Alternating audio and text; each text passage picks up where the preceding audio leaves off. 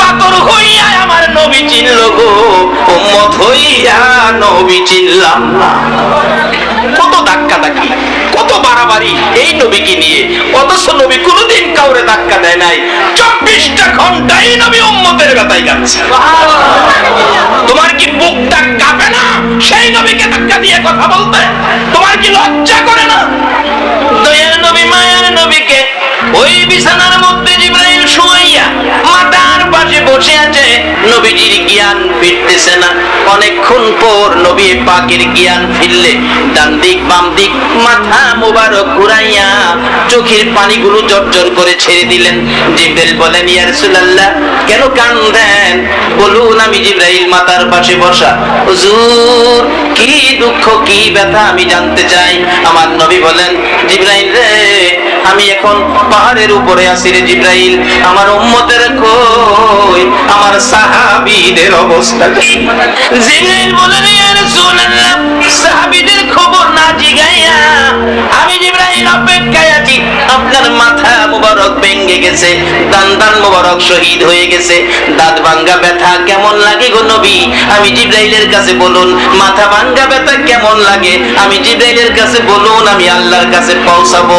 আমার নবী কান্দে, জিবরাইল দাঁত ভাঙ্গা ব্যথা কেমন লাগে জিগাইলি রে, মাথা ভাঙ্গা ব্যথা কেমন লাগে জিগাইলি, আমার উম্মতের ব্যথা কেমন লাগে রে জিগাইলি না। জিবরাইল ও জিবরাইল আমার ব্যথা না পৌঁছাইয়া শোনো আমার উম্মতের ব্যথার খবর দাও। জিবরাইল রে দাঁত ভাঙ্গা ব্যথা মাথা ভাঙ্গা ব্যথার চাইতে রে আমার গুনাহগার উম্মতের ব্যথা বেশি। যেই নবী এত ব্যথায় ব্যথিত হওয়ার পরেও নিজের ব্যথা গোপন করে গো আপনার আমার ব্যথা প্রকাশ করে, এই নবীর কথাগুলো মানা বলুন আমাদের দরকার আছে কিনা? নবীর কথা মানবে যারা হবে জান্নাতি, বলুন নবীর কথা মানবে যারা হবে জান্নাতি। না মানিয়া আবু জাহেল হইল দুচুকি, না মানিয়া আবু জাহেল। নবীর কথা মানবে যারা হবে জান্নাতি, নবীর কথা মানবে যারা হবে জান্নাতি। না মানিয়া আবু জাহেল হইল দুচুকি, না মানিয়া আবু জাহেল। এই নবীর কথা মানলে জান্নাতি, না মানলে দুচুকি। আপনারা কি জান্নাতি হবেন না জাহান্নামী হবেন? আবু বকর হবেন না আবু জাহেল হবেন? নবীর কথা মাইন্না না না মাইন্না? আসুন, এই নবী খুতবা দিতে উঠছে এই রমজান শুরুতে, জিবরাইল আইসা ডাকে, ইয়া রাসূলুল্লাহ সিঁড়িতে পাও দেবেন না, আপনার 3 কিসিমের উম্মতের জন্য আল্লাহর পক্ষ থেকে লানত, আপনি নবী আমিন লাগাইয়া দেন। আমার নবী চোখের পানি ছেড়ে দিয়েছে। জিবরাইল এটা কেমন করে হয়? আমি উম্মতের জন্য সব শেষ করলাম, আজকে আল্লাহর পক্ষ থেকে লানত আর আমি আমিন লাগাবো, এরা তো জাহান্নামী হয়ে যাবে। আচ্ছা আমি শুনি তারা কোন কিসিমের উম্মত।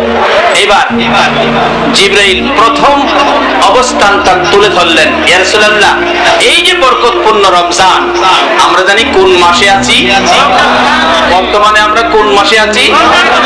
জান্নাতের দরজা কি হয় না বাঙালি? জান্নাতের দরজা। আচ্ছা রমজানে যদি জান্নাতের দরজা খোলা থাকে আপনারা ফাইসালা দিবেন। সকাল 8:30টায় স্কুলের দরজা খুলে দিলেন, স্কুলের দরজাটা 8:30টায় কার জন্য খুললেন? সবাই বলুন। নাকি আজকে মাহফিলের শ্রোতাদের জন্য খুলছে? কার জন্য খুলছে? ছাত্রীদের জন্য। স্কুলের দরজা 8:30টায় ছাত্র ছাত্রীদের জন্য খোলা। রমজান মাসের চাঁদ উঠলে জান্নাতের দরজা কার জন্য খোলা? সেই রোজার কথাই এখন আসছে। এখন তো রোজা তো রায় না, ওপেন সিগারেট খায়, ওপেন জিগাইলে খায়। হুজুর আল্লাহরই ভয় করি না আর আপনারারে ভয় করুন। কত বড় শেন, আল্লাহরে ভয় করে না। আমাদের এলাকায় এক বেচারা খুব পাতাইরা মোড়া, কি মোড়া ও পাতাইরা। হ্যাঁ একদিন কইতাছে মৌলবীরা কয় মানুষ মরলে মাটির নিচে গেলে মাড়িয়ে বলে চাপা দিব। ভাই আমি নিয়ত করছি 2টা হাত এইভাবে ছড়াইয়া রাখবো, মাটির বাপের নি ক্ষমতা আছে আমারে চাপা দিবা। বড় বেড়া, হ্যাঁ কয় মাটির বাপেরও ক্ষমতা।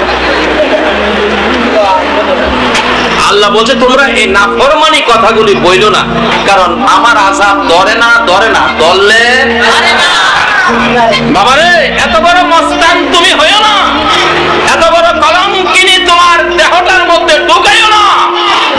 তুমি আখেরি নবীর উম্মত, তোমার ইজ্জত আছে, তোমার সম্মান আছে। তোমার মতো একজন উম্মত পৃথিবীতে থাকতে এই পৃথিবী আল্লাহর কসম ধ্বংস হবে না। তোমার মতো একজন উম্মত হাসরের ময়দানে থাকতে বেহেশতের দরজাগুলি বন্ধ হবে না। এই হাত ছড়াইয়া রাখছে, কই মাটির বাবারও ক্ষমতা নাই জমাইতো। আল্লাহ কই তরে আর ছাড়তাছি না। সন্ধ্যার দিকে বাড়ির যাইতে পারে নাই, জ্বর আইসা গেছে। রাত্র সারা শরীরে বসন্ত গোড়া বাইরেছে। বসন্ত গোড়া চিনেন? অন্ত নাই, বসন্ত কইমা গেছে। বসন্ত গোড়া বেরিয়েছে, সারা শরীরের গোড়া পাইকা গেছে। কবিরাজ আনছে গোড়া ভালো করতো, কবিরাজ ফু দেয়, গোড়া ভালোই তো আরো বাড়ে। আল্লাহ কয় আমি বাড়াই, তুই ফুয়াইয়া কমাইতে পারবি? সব জিনিস কিন্তু ফুয়ে কমে না, কি কন? আপনার কোন জিনিস আছে ফু দিলে কমে, আর কোনটা আছে ফু দিলে বাড়ে। তারা মাটির চুলায়, লাকড়ির চুলায় রান্না করে, লাকড়ির চুলার আগুন নিবা গেলে আগুনটা ফু দিলে ইকবালেন চলে না নাকি নিবে? এটা জ্বলে। আর ছোট ছোট কুপি বাতির আগুন, বাতির আগুন যদি হারিকেনের আগুন যদি নিবাইতে চান, ফু দিলে কি হয়? কোন বাতি ফু দিলে নিবে, কোন আগুন আবার ফু দিলে জ্বলে। এর খালি জ্বলে। মাগো কি কবিরা জানছো গো মা, আমার তো খালি জ্বলে। আল্লাহ কই তোরে আমি জ্বালাইছি, তুই না বলে এই কবরের মাটি তোরে জমাইতে পারতো না, দেখি তোরে জমাইতারি, কবর নিবার আগেই তোরে জমামু। এইভাবে হাত ফুলে রাখবো, মাটির বাপেরও ক্ষমতা নাই। সমস্ত শরীর গোড়া পয়সা গেছে পাইকা, গোস্ত বিছানার সাথে লাইগা যায়। কলা গাছের পাতা বিছাইয়া পাতা শুয়ায় রাখছে, গোস্তগুলি খুইলা যায়, দুর্গন্ধ। ভাই বোনগুলি ঘর ছাড়ছে, বাবাও ঘরে থাকে না, দুর্গন্ধ। শুধু একটা মানুষ আছে সর্বক্ষণ কাছে থাকে, দুর্গন্ধেও তাকে দূরে নিতে পারলো না। বলুন এই মানুষটাকে? আরেকটু আওয়াজ করে বলুন বাবারে। এই মারে কষ্ট দিয়ে নবীর ভালোবাসায় কিন্তু নবীর সুপারিশের আশা করতে নবী নিজে গর্ভধারিণী মাকে তো পায় নাই খেদমতের জন্য। দুধ মা হালিমাকে নবী কত খেদমত করেছে, শিক্ষা দিয়েছে। দুধ মাকে যদি এই পরিমাণ খেদমত করো আমি করতে পারি, তোমরা তোমাদের গর্ভধারিণী মার জন্য কি করবে? বাবারা কষ্ট হইতেছে আপনাদের? কষ্ট হইতেছে, আরাম করেন না। সূচি ওনার দেশ নাকি এখানে, তাইলে আরাম করবে কেন? আজকে আমি আপনার ওনার মেহমান না, আরাম করলে আমার লইয়া করতে হইব, কি কারণ? একটা মানুষ দুর্গন্ধেও দূরে যাইতে পারলো না, এই মানুষটাকে আরো জোরে বলুন। মা কাছে গভীর রাত্রে ডাকতেছে, মা মা গো, আমার ভাই বোন গুলি কোথায়? তোমার ভাই বোন গুলি তোমার চাচার ঘরে থাকে। বাবা কই? কেন বাবা?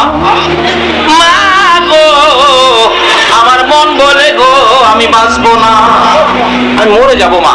বাবারে দেখি, ভাই বোন গুলি দেখি, ভাই বোন কোথায়? চাচার ঘরে। বাবা কোথায়? বাংলা ঘরে। মা গো, তারা কেন চাচার ঘরে আর বাংলা ঘরে থাকে? এ বাবা, তোমার শরীরের পচা দুর্গন্ধে তোমার ভাই বোন চাচার ঘরে থাকে, তোমার বাবা বাংলা ঘরে থাকে।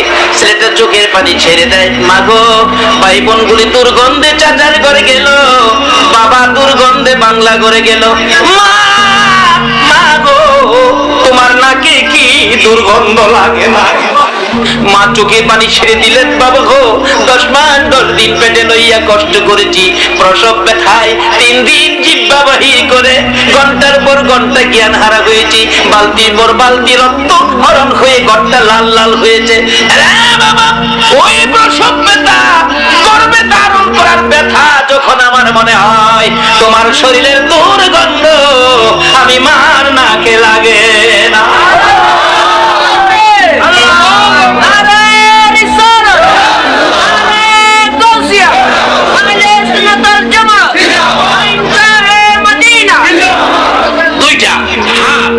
গোশত পচে দুইটা হাত বুকের উপরে ফেলাইছে, বুকের উপরে, বুক থেকে দুইটা হাত নিচে নামাইতে পারে না।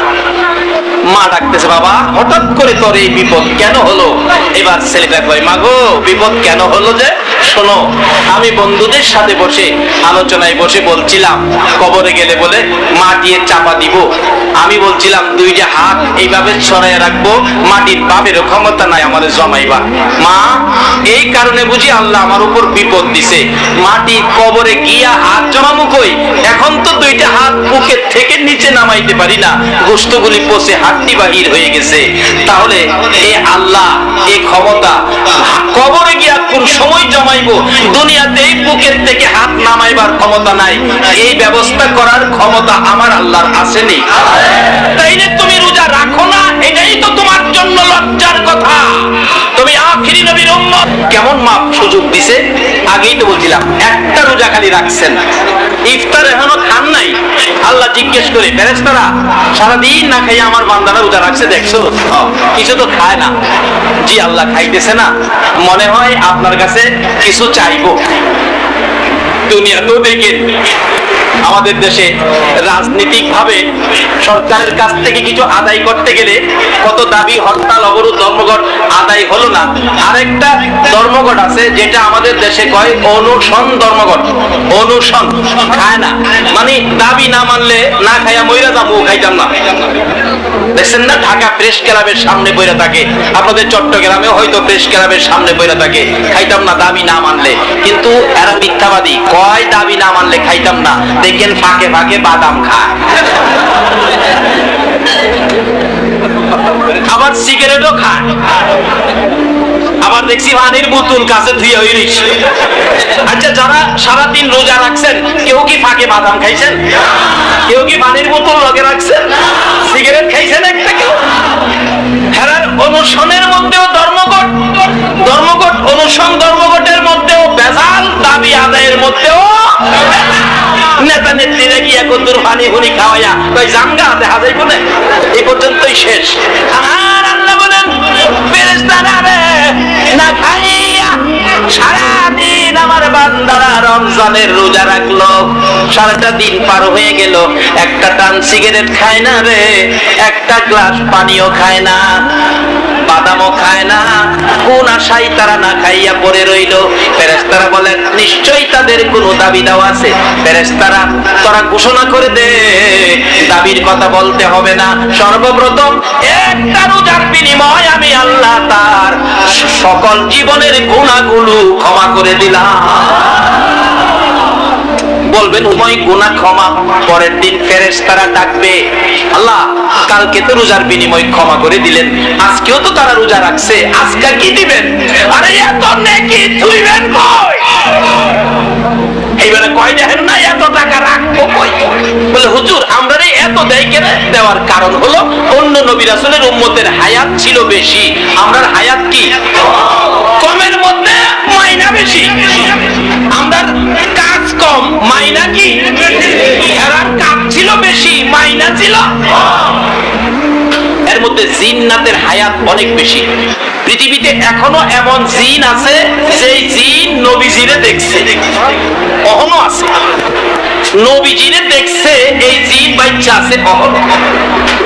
একদিন নবীজির কাছে একজন বৃদ্ধা, একবারে চামড়া টামড়া দিল বুড়া হয়ে গেছে, নবীজির কাছে আইসা সালাম দিছে চিকন সুরে। রাসূল বলেন, সাহাবীরা যে বুড়াটা আসছে এটাতে তোমরা চিনো? এটা জিন। জিন। রাসূল বলেন, বাবা আপনি তো বহুত বয়স, দেখা যাক আপনার বয়স কত হবে আগে বলুন তো। ওই জিন বলতেছে, হুজুর আমার বয়সের হিসাব বলতে পারি না, তবে আদম আলাইহিস সালামের দুই সন্তান হাবিল কাবিল যখন মারামারি করে তখন আমি ভালো বুঝি। সুবহানাল্লাহ, আসতে গেলেন কত হায়াত হেরাত দেখছেননি। আর আমরা তো 50, 60, 70 হইলে কোন রকম নাতি নাত করে টিটকারি করে মস্কারি করে, দাদা মৌতের সিঁড়ি বুঝি হারাই লাগছ। আমরা হায়াত কম, রোজগার করুম কোথ থেকে? এই জন্য কাজ কম মাইনা বেশি। কি কাজ কম মাইনা? রাসূল বলেন, বাবা তোমার এই এত বয়স, আমার কাছে আসছো, কি তোমার আকাঙ্ক্ষা? জিন ডাকে, ইয়া রাসূলুল্লাহ, আমার একটা আকাঙ্ক্ষা আল্লাহর কাছে ছিল, আখিরি নবী দুনিয়াতে আসবে, আমি যদি আখিরি নবীর একটা নজর দেখতাম এবং আখিরি নবীর হাত ধরে যদি কালিমা পড়ে মুসলমান হইতাম। দরখাস্ত করেছিলাম, আল্লাহ কবুল করেছে, আমি আপনাকে দেখলাম, আপনার কাছে মুসলমান হতে চাই। যাই হোক, ওইদিকে আমার ওয়াজ না, ওয়াজ হলো অন্য নবী রাসূলের উম্মতের হায়াত বেশি ছিল, কিন্তু আমাদের হায়াত কম, কিন্তু নেকির বেলা কি কয় না, নেকির বেলা এক রোজাতে সব মাফ। দ্বিতীয় রোজাতে ফেরেশতারা বলেন, আল্লাহ আজকে যে রোজা রাখলো, আজকে কি দিবেন?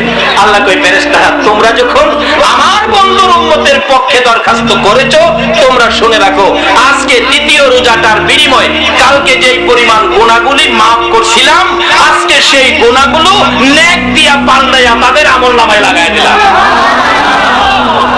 এই রোজাগুলি এত নেক রাখবেন কই?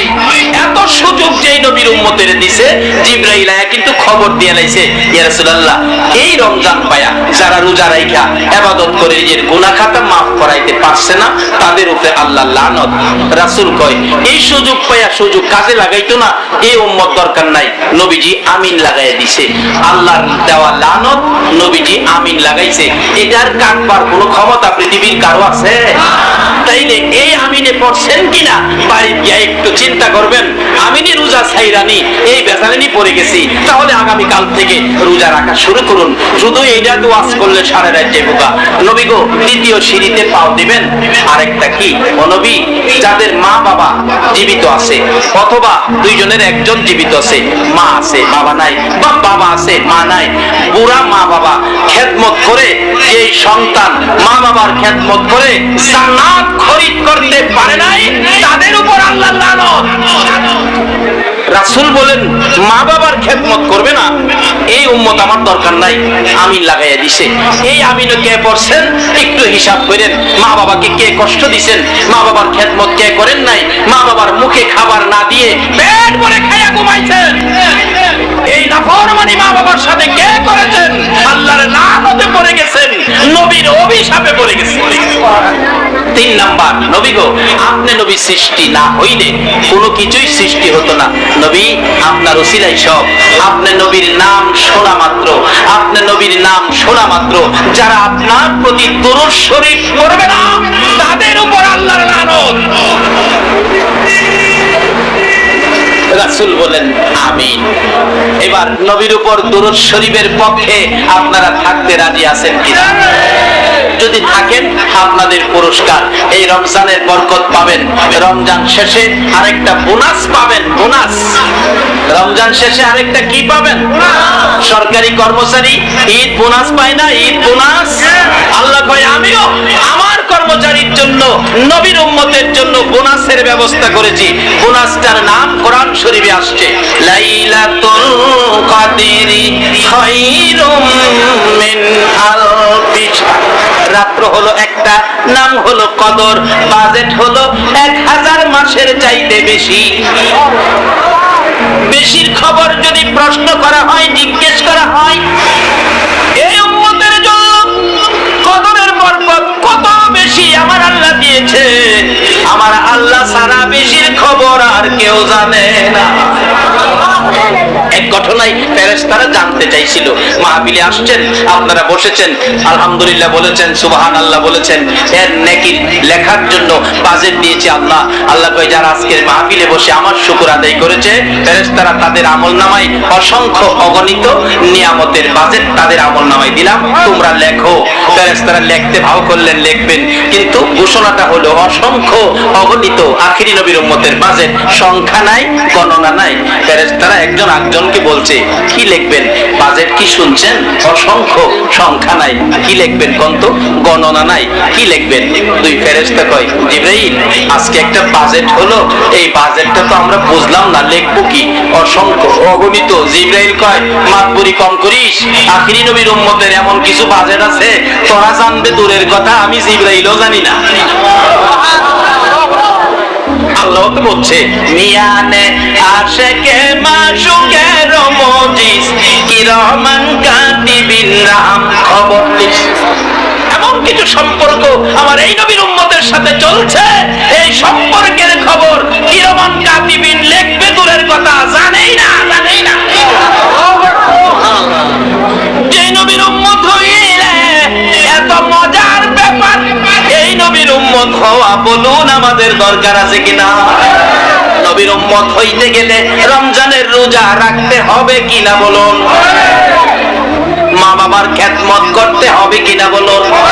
নবীর দুরূদ সালাম পাঠ করতে হবে কিনা বলুন?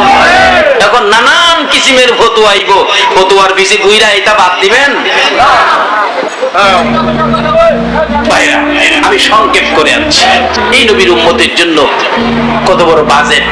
জিবরাইল কয় এই নবীর উম্মতের কিছু বাজেট তোরা জানবে জোরের কথা, আমিই জানি না। অধীনস্থ ফেরেশতারা কয় আপনি সর্দার হয়ে জানেন না, তাহলে আমরা জানুম কই? আপনি তো জানা দরকার। জিবরাইল ডাকে প্রভু গো, আমারে কিছু বাজেট আখিরি নবীর উম্মতের জানান না, আমি তো ওই ফেরেশতাদের সাথে কথা বলতে পারি না। আল্লাহ কয় জিবরাইল তুই কি জানতে চাস? জানবি? কহ তাইলে তুই 2 রাকাত নামাজ পড়, নামাজ পড়লে আমি জানাবো। নামাজে দাঁড়াইছে জিবরাইল, নামাজ পড়বো। নামাজের নিয়ত দেখেন কি শিখছে। আমরা তো নামাজের জোহরের নিয়ত জোহরে করি, আসরের নিয়ত আসরে করি। জিবরাইল কোন নিয়তে নামাজ পড়বো? জিবরাইলের নিয়ত হইল নামাজ পড়লে পড়ুম আখিরি নবীর উম্মতের বাজেট জাইন্না ছাড়বো। আল্লাহু আকবার। বাজেট জাইন্না ছাড়বো, আল্লাহু আকবার। আল্লাহ তাসবিহ কি পড়ুম? প্রথম রাকাতে তাসবিহ পড়ো লা ইলাহা ইল্লাল্লাহ। পড়তে পড়তে 20,000 বছর পার হইছে এক রাকাত নামাজ। তাসবিহ হলো লা ইলাহা ইল্লাল্লাহ। এক রাকাত শেষ, দিকে আল্লাহ কি করুম? আরেক রাকাত পড়ো, এটা তাসবিহ কি পড়ুম? এটা তাসবিহ পড়ো মুহাম্মাদুর রাসূল। জিবরাইল দ্বিতীয় রাকাতেও 20,000 বছর, 20 40,000 বছরে 2 রাকাত নামাজ শেষ করে সালাম ফিরাইয়া ডাকছে, হাত তুলে প্রভু এত লম্বা নামাজ কেউ কি আদায় করতে পারছে? আল্লাহ কয় না, পারে নাই। তাহলে এত লম্বা নামাজের নেকি কি কেউ আপনার কাছ থেকে নিতে পারছে? আল্লাহ কয় হ্যাঁ তা পারছে। কোন কি? নামাজের বেলা না, নেকির বেলা। এই নেকি কে পাইছে আল্লাহ আমি জানতে চাই। আমার আল্লাহ বলেন জিবরাইল রে, এই লম্বা নামাজের নেকি আমার আখিরি নবীর উম্মতেরা পাইছে। আরে মোমেন সবাই মিলে নামাজ পড়িতে, কন্যা আরে মোমেন সবাই মিলে নামাজ পড়িতে, নামাজেতে খোদার দিদার পাইকে জুটিবে। আইরে নামাজেতে, নামাজ হলো মেরাজ শরীফ, নামাজিরা নয় যে গরিব। নামাজ হলো মেরাজ শরীফ, নামাজিরা নয় যে গরিব। জান্নাতেরই চাবি পাবে বলছে রাসূলে, জান্নাতেরই চাবি পাবে বলছে রাসূলে। নামাজেতে খোদার দিদার পাইকে জুটিবে। আইরে নামাজেতে খোদার দিদার পাইকে জুটিবে। নামাজিরা আল্লাহর মেহমান, হাসরেতে পাবে সম্মান। নামাজিরা আল্লাহর মেহমান, হাসরেতে পাবে সম্মান। ফুলসিরাত পার হবে তারা বিজলির আকারে, ফুলসিরাত পার হবে তারা বিজলির আকারে। নামাজেতে খোদার দিদার পাইকে জুটিবে। আইরে নামাজেতে খোদার দিদার পাইকে জুটিবে। হাসরেতে বলবেন খোদা তোমরা আমায় করো সিজদা। হাসরেতে বলবেন খোদা তোমরা আমায় করো সিজদা। সেজদাকারীর নূরের ঝলক জ্বলবে কপালে, সেজদাকারীর নূরের ঝলক জ্বলবে কপালে। নামাজেতে খোদার দিদার পাইকে জুটিবে। আইরে নামাজেতে খোদার দিদার পাইকে জুটিবে। জিবরাইল 2 রাকাত নামাজ পড়েছো 40,000 বছরে, এই লম্বা নামাজের নাকি আমার আখিরি নবীর উম্মতেরা পাবে। জিবরাইল বলেন প্রভু গো বুঝে আসে না, নামাজ পড়বে কি তারা? লম্বা নামাজ? না না, লম্বা নামাজ নয়, এত হায়াত তো আমার আখিরি নবীর উম্মতের নাই। 20,000 বছরের বয়সের আসেননি কেউ? এখানে 20,000 বছরের আছেন কেউ? বয়সই নাই যে নামাজ পূরণ করতে। জিবরাইল বলেন প্রভু গো লম্বা নামাজ নাই নেকির বেলা পায়, কিভাবে পায় জানতে চাই। আমার আল্লাহ বলবেন জিবরাইল, হ্যাঁ জিবরাইল তুমি 40,000 বছরে 2 রাকাত নামাজ পড়েছো আখিরি নবীর উম্মতের বাজেট জানার জন্য। আর আমার আখিরি নবীর উম্মতের রে শত কাজের ব্যস্ততার মধ্য দিয়ে মাত্র 2 মিনিটে 2 রাকাত নামাজ পড়বে জিবরাইল আমারে খুশি করার জন্য। আমার আখিরি নবীর উম্মতের 2 রাকাত 2 মিনিটের নামাজের বিনিময় তোমার 40,000 বছরের চাইতে বেশি নেকি আমার বন্ধুর উম্মতের দিয়ে দিলাম। এই বাজেটগুলি মাত্র একটা উসিলা হলো আমরা আখিরি নবীর বোনাস। বোনাস দিছে সরকার, কর্মচারীরে বোনাস দেয়, আর আমরারে বোনাস দিছে লাইলাতুল কদরি খায়রুম মিন আলফ।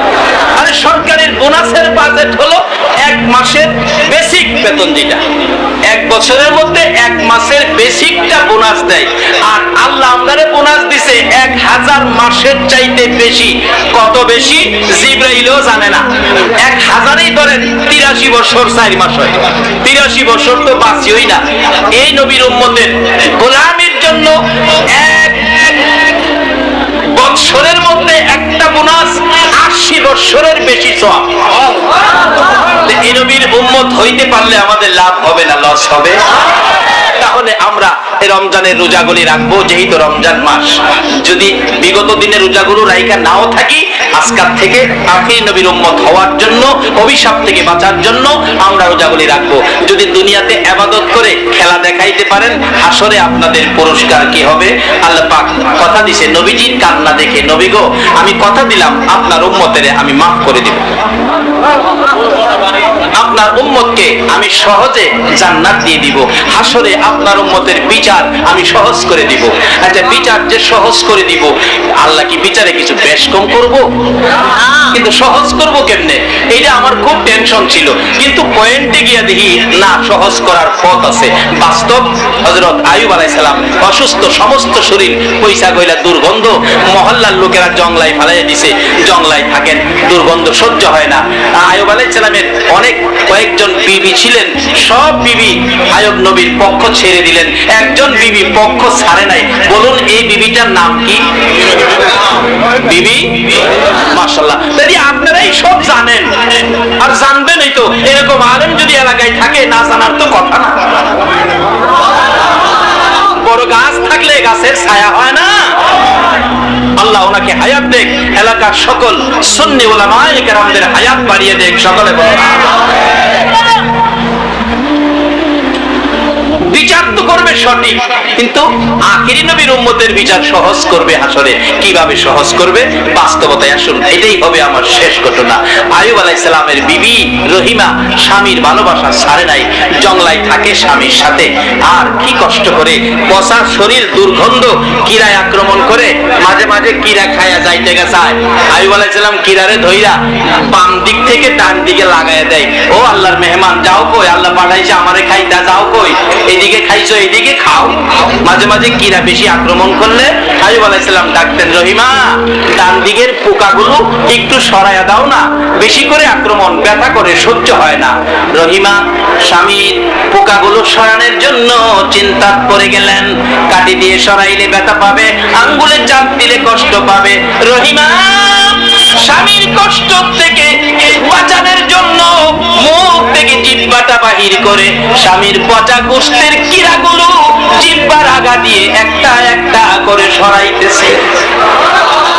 পচা গোশতের মধ্যে জিহ্বা লাগাইয়া স্বামীর ভালোবাসার পরিচয় দিলে আমার আল্লাহ ডাকতেছে, রে রহিমা এই ভালোবাসাটুকু আমার নবী আইয়ুবকে স্বামী হিসাবে দিয়েছো, আমি আল্লাহ খুশি হয়েছি, আমি আল্লাহ তুই রহিমার পক্ষে চলে গেছি। মাদাম বিবি হাটের মা বোনেরা, এই আমলটা তোমরাও নাও, স্বামীর সাথে ভালো ব্যবহার করো আর আমার নবীর সাথে ভালোবাসার সম্পর্ক রাখো। তোমাদের মতো মহিলারা আমার নবীকে কেমন ভালোবাসতো মদিনার ইতিহাস খুললে পাওয়া যায়, মদিনার ঘটনায় গেলে পাওয়া যায়। আমার নবী যুদ্ধে যাবেন, মহিলারা যুদ্ধে যাওয়া নিষেধ, বেপরদা হতে পারবে না। এবার একটা মহিলা নবীকে দেখে সহ্য করতে পারে নাই, নবী যুদ্ধের ময়দানে রওনা হয়েছে, মহিলাগুলো বাড়ির ভিতর থেকে নবীর সুন্দর চেহারার দিকে তাকাইয়া তাকাইয়া আছে। একটা মহিলা 6 মাসের একটা বাচ্চা ছেলে কোলে লইয়া নবীজির সামনে রাস্তায় দাঁড়াইয়া গেছে। হুজুর, আল্লাহর নবী গো, মহিলারা যুদ্ধে যাওয়া নিষেধ হয়ে গেছে, আমার আর কেউ নাই, আপনার সঙ্গে করে কাকে দিব গো নবী? আমার ভয় লাগে, দুঃখ লাগে গো, আপনার এই সোনার চেহারায়, নূরের চেহারায় নেই, কাফের বেঈমানেরা আঘাত করে। হুজুর, আমার এই 6 মাসের ছেলেটা যুদ্ধের ময়দানে নিয়ে যান। আমার নবী বলেন, এই ছেলে তো যুদ্ধ করতে পারবে না, তীর মারতে পারবে না, যুদ্ধের ময়দানে ছেলেটাকে কোলে করে নিলে কি লাভ হবে? মহিলাটা ডাকে, নবী গো, তা আমিও জানি যুদ্ধ করতে পারবে না, তীর মারতে পারবে না, আমার বিশ্বাস একটা কাজ আমার ছেলেটা করতে পারবে। কি কাজ? হুজুর, আমি জানি কাফের বেঈমানেরা যদি আপনার দিকে তীর মারে, আপনার নূরের চেহারায় তীর গুলো লাগার আগে আগে গো, আমার 6 মাসের ছেলেটাকে তীরের সামনে তুলে ধরে রাখবে। আমার 6 মাসের ছেলেটা তীরের আঘাতে কলিজা ছিদ্র হয়ে দুনিয়ার থেকে বিদায় হবে, আমি মায়ের কোনো দুঃখ নাই, আমার রাসূলের গায়ে যেন আঘাত না লাগে। নবীর প্রেমের পাগল যারা প্রেম খেলা খেলে, নবীর প্রেমে, নবীর প্রেমে ওয়াজে করনি দন্ত দেয় ফেলে, নবীর প্রেমে ওয়াজে করনি দন্ত দেয় ফেলে, নবীর প্রেমের পাগল হাইরে, নবীর প্রেমের পাগল।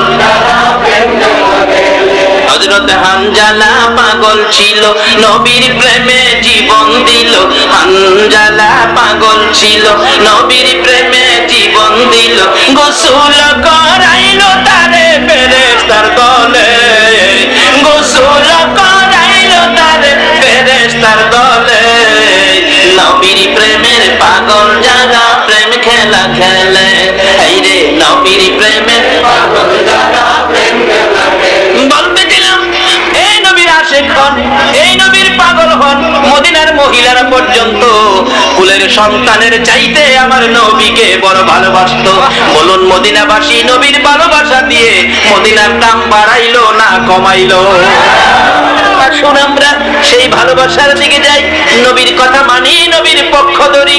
মা, ও মা, মহিলারা গো, এখনো নবীর ভালোবাসার দরজা খোলা আছে, এদিক সেদিক যারা গিয়েছো তোমরা জলদি করে নবীর পক্ষে চলে আসো। ও মাদাম বিবি, হাটের এলাকার মা বোনেরা, রহিমার জীবনী খোলো। আয়ুব আলাইহিস সালামের বিবি রহিমা স্বামীকে কত ভালোবাসতেন, জিহ্বা দিয়ে পোকাগুলো সরাইলে আমার আল্লাহ পছন্দ করেছেন, কবুল করেছেন। ঘটনাক্রমে শয়তানের চক্রান্তে পড়ে, লম্বা ঘটনা সংক্ষেপ করলাম, রাস্তায় শয়তান বসে আছে, ওষুধ বিক্রি করে, আসলে ইবলিশ। রহিমারে দেখতে পাই, রহিমা তোমার লেগে বইরিছি, এটা ভালো ওষুধ, একবার লাগাইলেই গা ভালো হয়ে যাবে, একবার লাগাইলেই শেষ। দেখছেন না, মাঝে মাঝে ওষুধ এরকম বিক্রি করে না, একবার লাগাইলেই শেষ। এত ভালো ওষুধ লয়ে রাস্তায় ঘুরো। আমি আবার কিনতে নিষেধ করি নাই, কিনবেন ভালো করে কিনবেন। রহিমা কইস, বাবা এত ভালো ওষুধ, আমার স্বামী তো অসুস্থ, আর তোমার জন্যই তো ওষুধটা, কিন্তু আমার যে পয়সা নাই। পয়সা লাগবে না, তোমার স্বামী তো তোমার অহংকার, তোমার মাথার চুল কাইটে আমারে দাও, আমি তোমার স্বামীর ওষুধ দেই। রহিমা কই, চুল দিয়ে কি করব? স্বামী তো আমার মাথার চুল। দিয়ে দিল, চুল দিয়ে ওষুধ নিয়ে যাইতে রওনা হলো। ইবলিশ আগে গিয়া পড়ছে আইয়ুব আলাইহিস সালামের কাছে, আইয়ুব পয়সা রইছো জংলায়, বিবির খবর জানো? কোন অপরাধে ধরাত পড়ছে? মহল্লার লোক তোমার বিবির চুল কেটে রেখে দিছে। আইয়ুব আলাইহিস সালাম রাগ হলেন, বলো কি এই কাম নাকি? হ্যাঁ আসো। কাছে আসলে রাগে কয়া, রহিমা আমি অসুস্থ বিদায় যা মনে হচ্ছে তা করেছো, চুল কাটছে তোমার, খবর সব পাইছি, একজন মুরব্বী খবর দিয়া গেছে। মুরব্বীরা চিনছেন না? একজন মুরব্বী খবর দিয়া গেছে আমি অসুস্থ, সুস্থ হইয়া লই তোমারে 100 লাঠি পিটা করব, 100 লাঠি পিটা। বলুন তো তখনকার দিনের যুগের মহিলারা 100 লাঠি পিটা করলে এই মহিলার পাওয়া যাইব কিচ্ছু? তখন তো মহিলারা নরম ছিল, কি কর মাথা নত করে চলতো। এখনের মহিলারা কি নরম? মাড়িও কাটে, রাজমিস্ত্রির কাজও করে, এখান থেকে 3 দিন বাইরে এলেও হতো না। আর এই তখনকার যুগের মহিলারা তো নরম, মাথা নিচু করে চলতো, পর্দা করে চলতো, পুরুষকে দেখলে ভয় করতো। এখনকার দিনের মহিলারা পুরুষরে ভয় করে? বললে বলা মা গো, এই চরিত্র তুমি রাখো না। তুমি মা ফাতেমার জীবনী পড়ো, নবী কি শিক্ষা দিয়ে গেছেন মেয়ের মাধ্যমে। তোমাকেও মরতে হবে মা, পাগলামি আর করো না। আয়নার সামনে দাঁড়ায় দেখো তোমার মাথার কালো চুল সাদা হয়ে আসতেছে। একদিন তোমার রং বেরঙের কাপড় সুকেস ভর্তি করে থাকবে, তোমাকে শুধু সাদা কাপড় পরায় বিদায় করে দেবে। রহিমা স্বামীর খেদমত করে আল্লাহকে খুশি করেছেন। আল্লাহ তার পক্ষে কি করে দেখেন।